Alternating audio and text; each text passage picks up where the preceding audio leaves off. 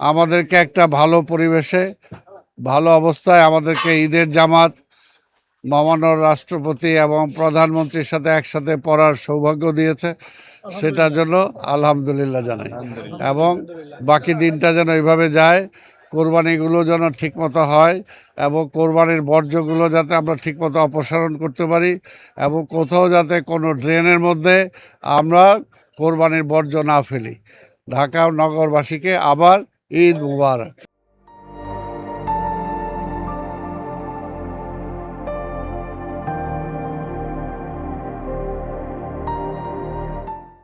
আমি আমার আব্বুর সাথে এসেছি, আমার তো অনেক ভালো লেগেছে।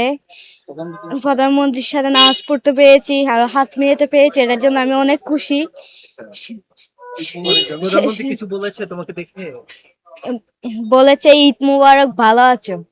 বাসায় যেয়ে গরু কাটবে, এখানে দেখবো। আমাদের একটা সাদা গরু আছে আর একটা কালা গরু আছে। বন্ধুদের সঙ্গে ঘুরতে যাবে না কোথাও? যাবো, অবশ্যই যাবো। ভাই তারপর বন্ধুদের সাথে ঘোরা। ঈদ মোবারক। আমাদের দেশের মাননীয় প্রধানমন্ত্রী এবং রাষ্ট্রপতিদের সাথে ঈদে একসাথে ঈদ করতে পেরে এবং আমরা হাত মিলাতে পেরেছি, এর জন্য মহান আল্লাহর কাছে অনেক অনেক শুকরিয়া আদায় করছি। আমাদের দেশের প্রধানমন্ত্রী এত মানবিক আমরা কল্পনাই করতে পারিনি। ওনার মার সাথেও আমাদের দেখা হয়েছে, কিন্তু হাত কোনোদিন মিলাতে পারি নাই। আল্লাহ পাক, আর যে ওনার বাবাকে তো দেখিনি, তখন আমরা হয়েছে ছোট ছিলাম, আমার সন্তানের চেয়ে ছোট ছিলাম। এখন প্রধানমন্ত্রী হাত মিলিয়েছে, অনেক ভালো লেগেছে। না, এটা 37 বছর বা 40 বছরের পরে হলো প্রথম। এটা আনন্দের বিষয়। আমরা গত ঈদেও করতে পেরেছি, এবার ঈদেও করতে পারলাম। আলহামদুলিল্লাহ, উনি সুস্থ থাকলে আগামীতেও আমরা আবার করতে পারবো, ক্ষমতায় থাকলে, সুস্থ থাকলে। আমরা এই আশাই ব্যক্ত করি দেশের প্রধানমন্ত্রীকে এবং দেশবাসীকে ধন্যবাদ, আপনাদেরকেও ধন্যবাদ। Thank you. আসসালাম।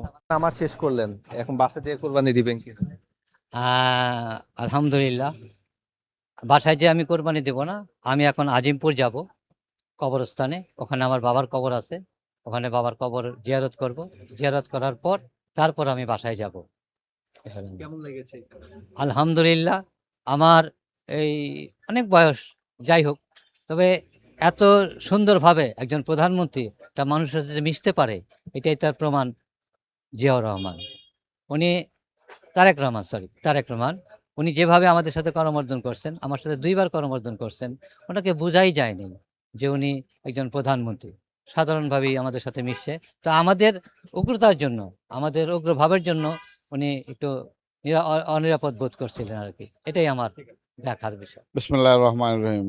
আমি একজন বিএনপির কর্মী হিসাবে আমি মনে করি আমার প্রধানমন্ত্রী তারেক রহমান বাংলাদেশকে বিশ্বের শ্রেষ্ঠ দেশে পরিণত করবে ইনশাআল্লাহ অল্প কিছুদিনের মধ্যে। আমরা একটা বছর বাংলাদেশের মানুষের টাইম চাই, যাতে অন্ততপক্ষে 80% মানুষ চাকরিতে থাকতে পারে, বাংলাদেশের অভাব অনটন দূর হতে পারে, ওদেরকে কর্মসংস্থান করে বিদেশে প্রেরণ করে বাংলাদেশের মানুষকে স্বাবলম্বী করতে পারে, সেই আশা রেখেই তারেক রহমান আমাদের দেশ পরিচালনা করতেছেন।